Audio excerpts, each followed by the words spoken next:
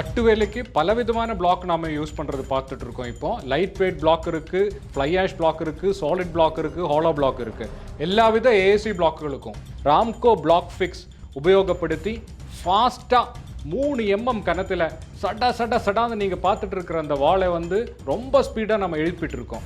அவன் மோதி பார்க்குறாங்க, அந்த வாளை இடித்து பார்க்குறான், தள்ளி பார்க்குறான்.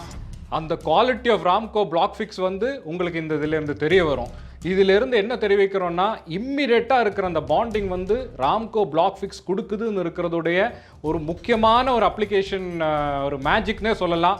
ஸோ ஒரு பிளாக்கில் தேய்ச்சி அதுக்கு மேல் இன்னொரு பிளாக்கு ரெண்டுமே அப்படியே பிணைஞ்சு நிற்குது பாருங்க, உடனே இன்ஸ்டண்ட்டாக தூக்கிட்டான். ஸோ இது நாம் என்ன சொல்லணும், அதுதான் அந்த அடசிவ் ஸ்ட்ரென்த்து, பிளாக் ஃபிக்ஸுடைய அடசிவ் ஸ்ட்ரென்த்துன்னு இருக்கிறதுடைய முக்கியமான ஒரு எக்ஸாம்பிள்னே இது சொல்லலாம். 100 mm பிளாக்கில் பார்த்துட்டீங்க, அவர் உடனே இன்ஸ்டண்ட்டாக எழுப்பிட்டாருங்க அந்த 2 பிளாக்கையும்.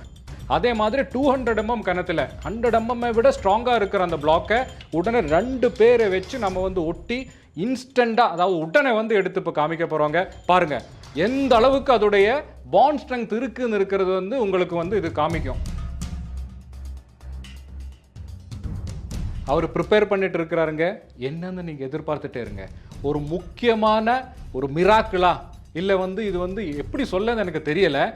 அந்த block fix, Ramco block fix உடைய புடிப்பு தன்மையுடைய பிரம்மாண்டமான ஒரு டெமான்ஸ்ட்ரேஷன் இதை பற்றி சொல்லலாம். நீங்கள் பார்க்க போறீங்க, நான் சொல்றதுக்கே இல்லை, நீங்கள் அந்த வீடியோ பாருங்க. 24 hours முடிச்சிட்டோங்க. பாருங்க, அவர் அதுக்கு மேலே ஏறி நின்றுட்டாரு. இப்போ பாருங்க குதிக்கிறாரு.